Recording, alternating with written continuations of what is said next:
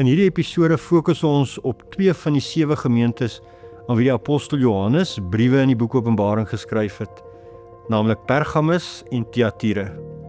Elke brief verkry 'n unieke konteks en betekenis wanneer 'n mens die plekke besoek waar hierdie gemeentes eens bestaan het.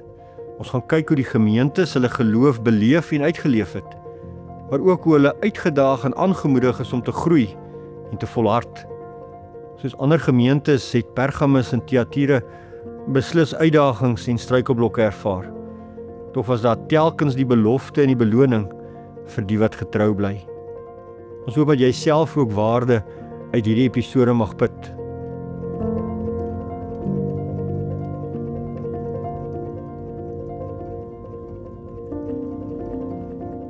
Die posbode sou vanaf Smyrna noordwaarts langs die kus gereis het, totdat dit noordoos gedraai het en die binneland ingegaan het. Ongeveer 72 km noord van Smyrna en 24 km van die kus af sou hy die stad Pergamus bereik. Ons het geen idee hoe die gemeente hier ontstaan het nie, maar dit het waarskynlik ook iewers gedurende Paulus se 2 jaar in Efese gebeur. Ons lees in Openbaring van 'n klomp teenoorgesteldes, soos die eerste en die laaste, arm en ryk, lewend en dood. Die grootste teenstelling is tussen die hemel en die hel. Hier het ons 2 onversoenbare pole, en tog gebeur dit dikwels dat mense so 'n goue middeweg tussen die hemel en die hel probeer kry. Dit is iets waaroor die gemeente in Pergamus ernstig aangespreek word. Die Here se standpunt daaroor is baie duidelik. Hy haat dit.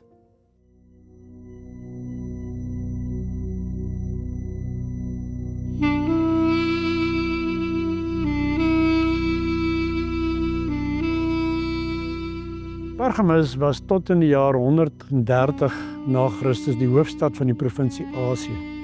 Dit was 'n indrukwekkende stad met versierde paleise, openbare geboue, tempels, biblioteke en baie marmer. Die stad het byvoorbeeld 'n groot teater met 78 sitplekrye gehad. Dit kon ongeveer 10.000 mense akkommodeer. En van die teater is gesê dat die akoestiek so perfek was, dat 'n akteur wat in die normale stem daaronder praat, tot op die boonste sitplek gehoor kon word. Ons het reeds gehoor dat Pergamus en Perkament 'n nou verband met mekaar het. Maar buiten vir Perkament was daar ook 'n biblioteek met oor die 200.000 boeke daar in Pergamus. Daar was in die antieke wêreld net een biblioteek groter as die een, en dit was die biblioteek daar in Alexandrië. Nou gaan kyk jy so 'n bietjie terug deur die geskiedenis en jy sien dat Egiptiese heersers uiters jaloers was op hulle reputasie as geleerde mense. En daarom toe Marcus Antonius sy liefde aan Kleopatra wou betoon, het hy aangebied om vir haar enigiets te gee wat sy vra. En dadelik het sy hom die biblioteek in Pergamus gevra, die hele biblioteek, wat hy toe ook vir haar gegee het. Nou met hierdie nuwe byvoeging het Kleopatra verseker dat Alexandrië vir baie jare die ongeëwenaarde sentrum vir geleerdheid sou bly. Al die boeke was daar. Pergamus was ook bekend vir die aanbidding van verskeie afgode, soos Zeus, Dionysus, Athena, Diana, Apollo, Afrodite en Venus. En natuurlik vir die sensuele genot wat daarmee gepaard gegaan het. Daar was ook 3 tempels wat aan Romeinse keisers gewy is. Keiseraanbidding was vir Pergamus 'n saak van groot erns. En as jy geweier het jy hoogverraad gepleeg. Die belangrikste tempel in Pergamus was waarskynlik die van Asklepios. Hy is Asklepios Soter of Asklepios die Verlosser genoem, en hy is vereer as die een wat jou kon genees van siektes en moontlik selfs die dood. En daarom is hy op hulle geldeenheid as 'n slang op 'n stok uitgebeeld. En volgens die mitologie het 'n giftige slang by geleentheid homself om Asklepios se staf gekronkel. Eers het hy die slang behendig doodgemaak, en later kom daar toe nou 'n ander slang met 'n stukkie gras of 'n stukkie kruit in sy bek tevoorskyn.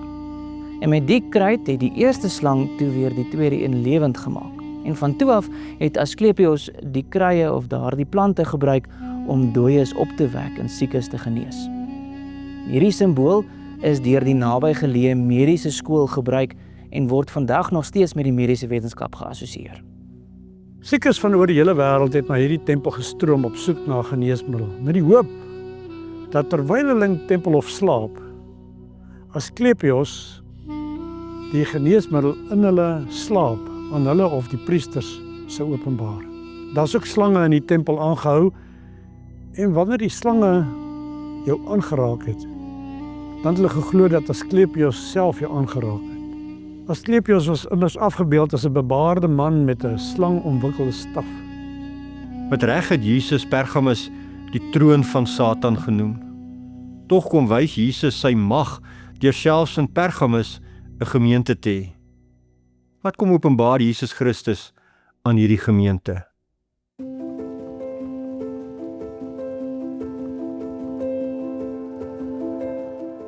Jesus openbaar homself in een kort sinnetjie as die aggressor. Een met 'n skerp tweesnydende swaard. Die persoon aan die skerp kant het geweet dat hy die dood in die oë kyk. As 'n soldaat met so 'n swaard na jou toe aangestap kom, was die belangrikste vraag: is hy 'n vriend of is hy 'n vyand? 'n Vriend met so 'n swaard is vir jou baie werd. Maar as jou vyand so 'n swaard het, was jy in doodsgevaar. Die goewerneur van Klein-Asië het so 'n seremoniële swaard gedra. Dit was 'n bevestiging dat hy die jus gladi gehad het. Dit is die mag van lewe en dood. In teenstelling met die goewerneur wat Jesus se swaard nie aan hom gegee nie, maar kom dit uit hom uit. Sy swaard was nie 'n bevestiging dat mag aan hom gegee is nie, maar eerder 'n simbool van die mag wat hy as opperkoning het. En sy swaard is baie duidelik vir die getroue gelowiges, maar teen die dwaalleraars en die vervolgers. Die gemeente was bang vir die goewerneur en die keiser se vervolging. Maar die gemeente word herinner dat Jesus se oordeel veel groter en swaarder as die regering se is. Trouwens, wanneer Jesus spreek, sidder selfs die duiwel. Hoe dwaas is dit nie, wanneer 'n gelowige in eie krag probeer stry nie. Hierdie tweesnydende swaard word egter ook soos 'n operasiemes snoeiend en reinigend ter wille van die gemeente gebruik, om die kwaad uit te sny. Hoe nodig het ons dit nie? So word Jesus uitgebeeld as die een wat tot genesing regsny of 'n oordeel wegsny.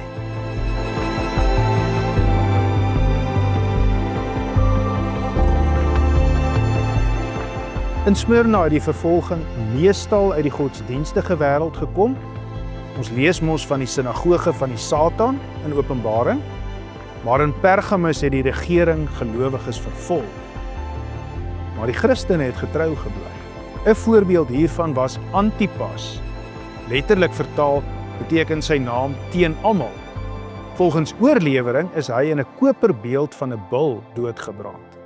Hy word met die eretitel getroue getuie aangespreek, 'n titel wat Jesus self ook in Openbaring 1 vers 5 dra.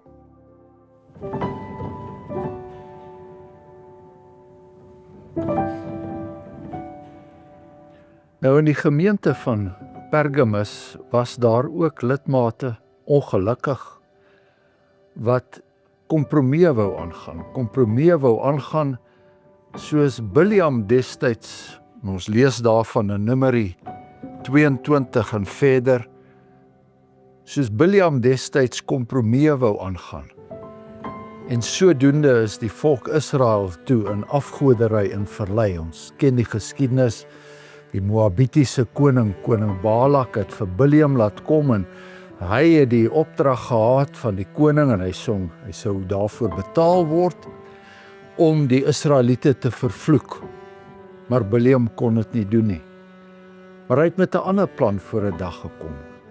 Nooi die Israeliete uit na afgodsfees, nooi die Israeliete uit om na die Moabite oor te kom en saam met hulle 'n fees te hou en hulle sodoende na afgoderry te verlei. En ons weet, daardeur het die oordeel van God ook oor die volk Israel gekom.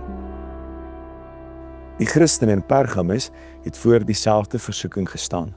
Om as deel van die gemeenskap te funksioneer, was dit verwag dat jy ter ere van die afgode of die keiser moes offer. Tydens hierdie feeste was afgodsoffers as deel van sekere seremonies geëet en dikwels was daar ook sedeloosheid by betrokke. Om te weier het beteken dat jy verwerp is en dat mense nie meer bereid was om met jou besigheid te doen nie. Binne hierdie konteks was daar mense wat gedink het dat dit aanvaarbaar is as gelowiges ter wille van oorlewing maar aan afgodediens deelneem. Daar word ook verwys na lidmate wat die leer van die Nikolaïte voorgestaan het. Nou die Nikolaïte was 'n sekte wat geleer het dat 'n mens met jou liggaam kan doen wat jy wil, solank jy net met jou gees die Here dien. Afgodsoffers en tempelhoerery was dus aanvaarbaar. Christene hoef nie so radikaal te wees nie, het hulle gesê. Wat maak dit saak as dit net oor die materiële en die liggaamlike gaan? Jy spaar jouself tog net pyn en lyding. Hoe maklik sou 'n kompromie hier jou laat oorleef het, want jy het 'n een God wat jy aanbid, maar hier is klomp afgode om jou en nou begin jy met kompromieë. Daai kompromieë godsdiens van die Nikolaïte, God sê hier's van julle wat die kompromieë aangaan. En dan sê hy ook hier vir julle leer van Biliam. Nou Biliam was natuurlik die een wat, daar's mooi teksverwysings na die Ou Testament wat ons baie duidelik kry, maar waar hy mense verlei het tot afgodediens. En dan sê hy, nou kan jy dink, hoe maklik verlei jy in 'n stad soos hierdie iemand tot afgodediens. Dit moet eintlik verskriklik maklik gewees het. En dan sê God, ek het dit teen julle, dat julle daaraan nie gehoorsaam is. By die ander goed sê hy vir hulle, julle is getrou. En dan sê hy, maar onthou, ek het 'n tweesnydende swaard, ek gaan reg sny en wegsny. Die wat ek reg sny, sal 'n wit keursteen hê, wat beteken doodgewoon toegang. Jy gaan toegang hê tot die hemel. En niemand sal die naam wat daarop is herken nie, behalwe wat geskryf is. Nou jy kan nie ingaan in 'n naam met jou naam op hy steen. Jy gaan in met die naam van Christus op. Maar vir die ander sal hy wegsny. En God sê eintlik vir die gemeente in Pergamus, al hou ons nie af van om te hoor nie, ek gaan 'n klomp wegsny. Hulle gaan nie toegang hê nie. Hulle gaan nie deurgang hê tot my ewige lewe nie, want ek het hulle weggesny.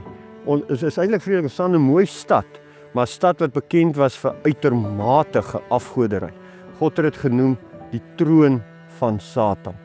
Maar jy weet, mense doen dit vandag nog steeds. Hulle neem byvoorbeeld 'n vers soos ons hier kry in 1 Tessalonisense 5, waar die apostel Paulus skryf, beproef alle dinge en behou die goeie. En daaruit wil hulle dan die afleiding maak dat 'n mens allerlei dinge in die lewe moet beproef wat nie noodwendig geoorloof is nie. En dat 'n mens daardeur eintlik jou blik oor die lewe sal verruim en dat jy daardeur baie dinge sal leer. En as jy dit alles beproef het, dan behou jy nou die goeie. Maar sodoende probeer hulle dus 'n veilige kompromie maak met die wêreld. Maar terselfdertyd in die proses is daardie mense besig om 'n oordeel ook oor hulle self te haal. In daardie proses is hulle eintlik besig om die voorafgaande vers te misken, want daar staan verag die profeseë nie. Met ander woorde, gee ag op die Bybel, gee ag op die Bybelse woord, en as jy dan daarop ag gegee het, beproef alle dinge ten opsigte van die Here se woord. So hierdie is nie vir ons 'n vrypas om uit ons engheid uit weg te breek nie. Die gemeente word aangespreek omdat hulle hierdie mense nie getuigtig het nie. Hulle het die goddelose olifant in die kerk geïgnoreer. En so het die hele gemeente 'n kompromie met die hel gesluit. Dit is sonde waarteen die kerk vandag ook moet waak.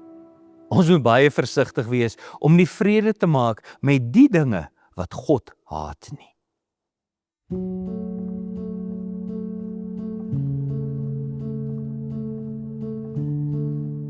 Christus sluit hierdie brief af met die belofte dat aan die wat volhard manna gegee sal word.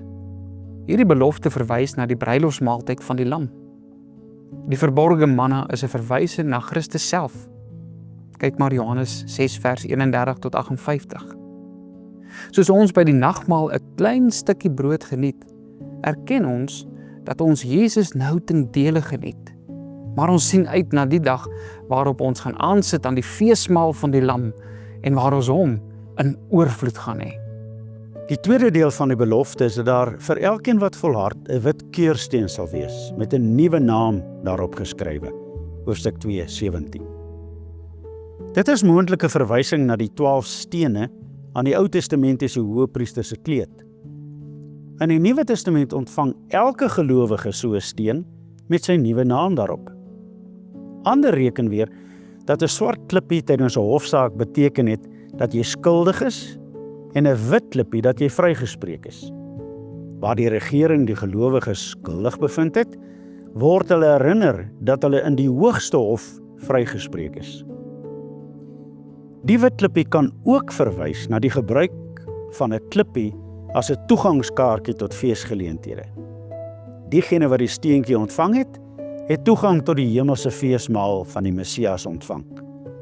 Die nuwe naam wys terug na Jesaja, wat praat van die Israeliete wat 'n nuwe naam of 'n nuwe verhouding met God sal hê. Jesus pas nou hierdie profesie op die getroue gelowiges van die Nuwe Testament toe. Stad Pergamus of Pergamum, as jy hier loop, dan loop jy in mure wat 2200 jaar al staan. Jy loop in ou ruïnes, maar agter my die bekende tempel van Zeus. As God in sy brief van die Openbaring hierdie gemeente ook uitsonder as een van die gemeentes wat 'n brief ontvang, dan gaan dit juis oor die troon van Satan. Onder andere hierdie afgodstempel, ook ander afgodstempels in die omgewing, al die afgode hier verteenwoordig, 'n stad van afgodediens. God sê dat hulle sy woord bewaar het, dat hulle getrou was en is. Maar hy dit teen hulle, dat hulle die leer van die Nikolaïte aanhang. Dit is die leer van kompromie, dat hulle graag met mense 'n middelweg soek. Hy teen hulle die leer van Biliam, wat verlei, wat versoekinge nie kan weerstaan nie. En dan sê hy, hulle was getrou, selfs toe Antipas 'n martelaar geword het of getuie, was hulle getrou, maar hulle moet ook waak teen hierdie afgoderry en afgodediens al om hulle. Mens kan dink dat dit 'n stad is waarin hulle maklik verlei kon word tot afgodediens. Mens kan dink dat in hierdie stad dit moeilik was om getrou te bly aan hulle God, die enigste ware en lewende God. Maar tog sê God vir hulle, die van hulle wat dit reg kry, sal beloon word met 'n wit keursteen. Nie omdat hulle dit verdien nie, maar omdat sy genade aan hulle so groot is. Dit gaan vir hulle oor, wil jy die wit keursteen ontvang in naam waarop staan Jesus Christus, 'n toegangskaart tot die ewige lewe, of gaan jy vir ewig weggesny word? In die stad Pergamus die stryd tussen regsny en wegsny. Wat sny? Die woord, God self, Jesus Christus, die een wat die twee snydende swaard het, regsny of wegsny.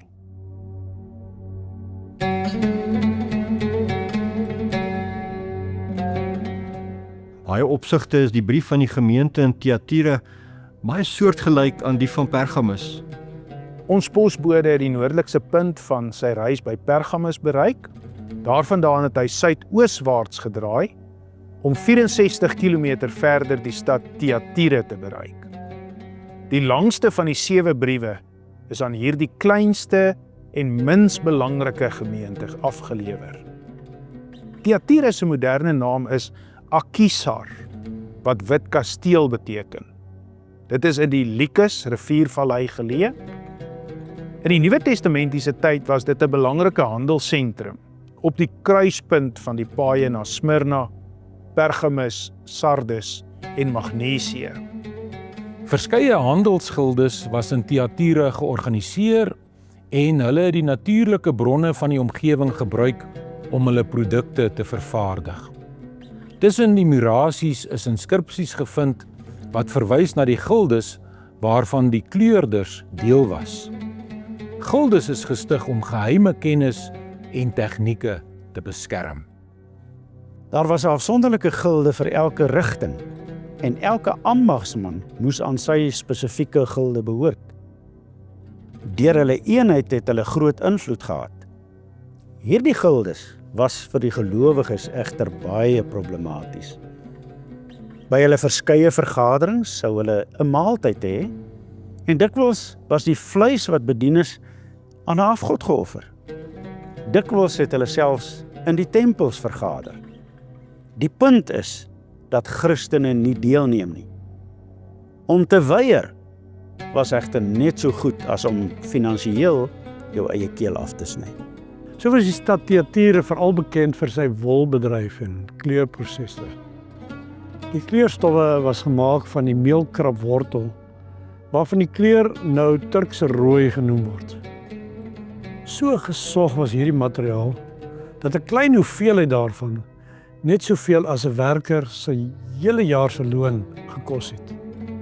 En die waters van hierdie omgewing was so ideaal vir hierdie proses, dat geen ander plek die materiaal so diep of rooi of so permanent kon kleur as in Thyatira nie. Nog 'n belangrike bedryf in Thyatira was die vervaardiging van wapens en wapenrusting. 'n Muntstuk van die stad het 'n smid wat 'n helm op sy ambeeld met 'n hamer bewerk uitgebeeld. Die gemeentelede sou die beeld van die Here Jesus as die een met vurige oë en voete wat soos koper blink baie goed verstaan het. Ons is nie seker hoe die gemeente hier in Thyatira tot stand gekom het nie. Van wat ons weet is daar 2 moontlikhede. Paulus kon met sy 2de of 3de sendingreis hier aangekom het. Daar's verskeie kere dat daar net gesê word dat hy deur 'n streek gereis het, sonder om presies te sê waar hy oralster gestop het. Soos ons vroeër reeds gehoor het, was Lydia, wat by Filippi tot bekering gekom het, van Thyatira afkomstig. Daar's 'n goeie kans dat sy haar geloof van Filippi na haar tuisdorp teruggebring het.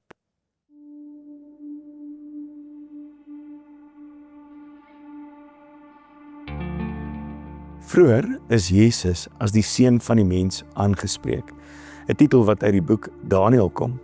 Hier word Jesus egter as die seun van God aangespreek. Vir moderne gelowiges is dit glad nie opvallend nie, aangesien ons juis saam met Petrus bely dat Jesus Christus die seun van die lewende God is. Tog het dit in hierdie konteks meer gewig gedra. Met die titel Seun van God word standpunt ingeneem teen die afgod Apollo Tyrmneus, wat die mees prominente god in Thyatira was. En ook teen die keiser. Beide het die titel Seun van God gedra, maar in hulle geval was die gedagte dat hulle seuns van Zeus is. Die groot vraag wat dadelik na vore kom is, wie is nou eintlik die koning? Wie het die oppergesag? Wanneer die Here Jesus beskryf word as die een met oë soos 'n vuurvlam en met voete van blink koper en boonop dan die titel Seun van God gebruik om homself te beskryf, dan neem hy duidelik standpunt in teen Apollo Tyrmneus, wat die beskermgod van die bronsmede was. Hulle moes letterlik verstaan dat die vuur waarmee hulle gewerk het, Christus se vuur is, en dat die metale wat hulle van hulle daaglikse brood voorsien het, Christus se metaal is. Hy gee, hy voorsien, nie 'n dooie beeld en 'n lewelose storie nie.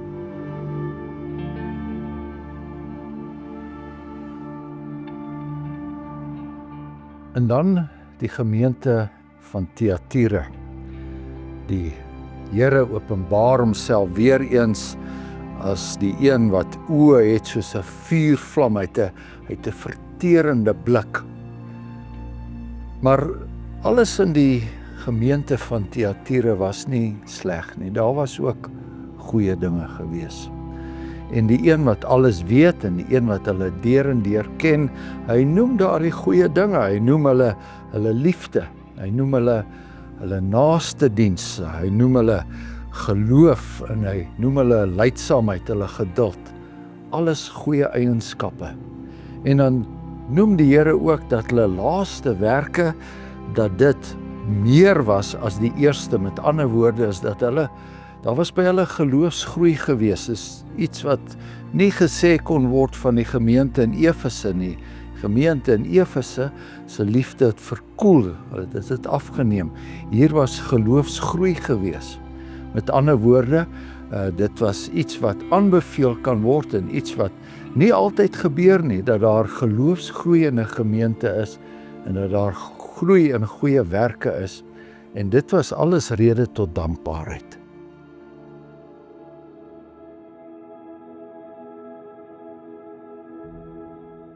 Soortgelyk aan die brief van Pergamus is hier aanmoediging en vermaaning.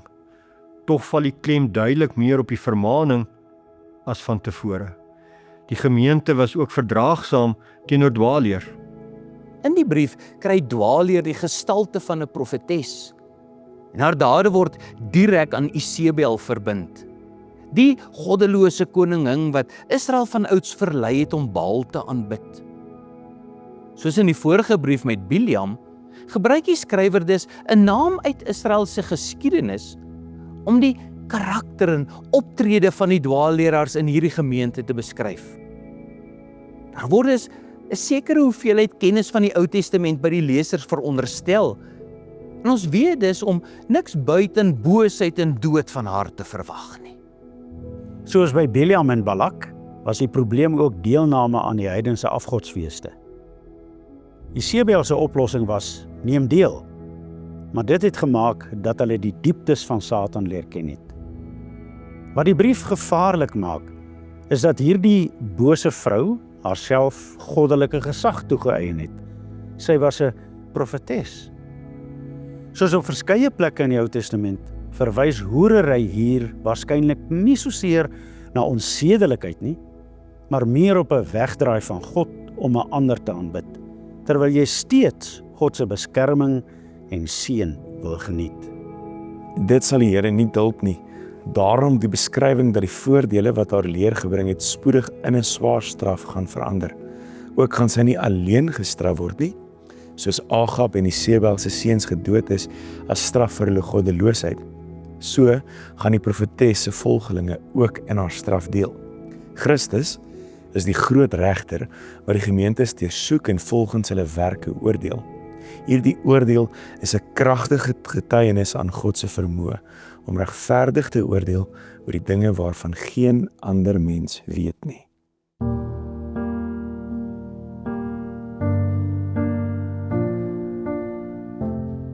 Nou, soos in Pergamus, was hier ook lidmate wat nie ontrou was nie. En die vraag is nou, gaan die Here almal straf? En hier gee hy wat met 'n verterende blik kyk en werklik die seun van God is, 'n vertroostende antwoord aan hulle wat die dieptes van die Satan nie leer ken het nie. Bly getrou. Ek sal geen verdere las op julle skouers lê as die kruis wat julle reeds dra nie. Wanneer 'n mens deur 'n tyd van beproewing gaan, is dit dikwels een van die vrese wat ons lam lê. Ons dra swaar aan die kruis wat op ons skouers druk, maar ons vrees ook dit wat nog alles verkeerd kan gaan. Hier bevestig Christus dat hierdie laste uit sy genadige hand kom, maar dat hy nie meer op ons skouers sal plaas as wat nodig is nie. Hierdie trooswoorde bevestig hy met 2 beloftes, wat dalk 'n bevestiging van Biljam se profesie in Numeri 24 vers 17 kan wees. Dit wat nou so onherroepelik negatief en finaal lyk, sal voor Christus verkrummel, soos kleipotte voor 'n ysterstaf. Christus gaan uiteindelik die oorwinning behaal. Hy is koning. Tweedens, oorwinnaars sal die môrester ontvang. Op grond van Openbaring 22 vers 16 en 2 Petrus 1 vers 19 blyk dit 'n verwysing na Jesus Christus self te wees. In die 2 briewe aan Pergamus en Thyatira herinner Christus die gemeente dat hy die soewereine koning is en dat ons hom getrou moet volg. Behalwe dat hy nie kompromieë met die vyand sal duld nie, kom wys hy ons ook dat sulke kompromieë gevaarlik is. Tog sien ons dat hy ons nie sommer in die algemeen met sy kerk laat werk nie. Hy sien elke daad van getrouheid, van geloof, van liefde, van naasediens, van geduld. Daarom die versekering, die wat volhard, sal die beloning ontvang. Hulle sal deel hê aan die bruilofsmaaltyd van die lam en 'n nuwe naam ontvang. Hy sal die laste wat ons in hierdie lewe dra, nie onnodig vermenigvuldig nie. Hy sal die teenstanders oorwin. Hou moed, bly getrou. Volgende keer in vaste fondamente. Sluit by ons aan wanneer ons verder deur die briewe aan Sardes, Philadelphia en Laodicea in die boek van Openbaring werk. Ons sal sien hoe Christus elke daad van getrouheid, geloof en liefde raak sien en hom daaroor verheug. Asook ernstige waarskuwings, die wat volhard oor ons, sal ontdek hoe hy hulle verseker dat hulle in sy ewige heerlikheid sal dit kan deel. Kom hoor dus hoe hy ons aanmoedig om moedig voort te gaan, getrou te bly, selfs al is dit moeilik.